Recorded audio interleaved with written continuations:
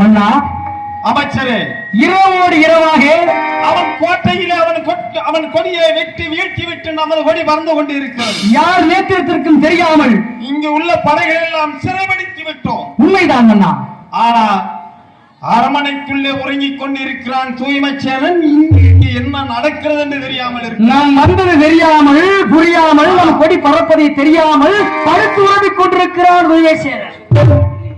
தூய்மை சேனனிடத்தில் அரமனைக்குள் சென்று கஜகேது மன்னர் பேரரசு வந்திருக்கிறார் என்று சொல்ல அவனிடம். ஆகட்டும் மன்னவா, இப்போதே சொல்கிறேன். பாருங்கள் செல்வோம், ஓரமாக.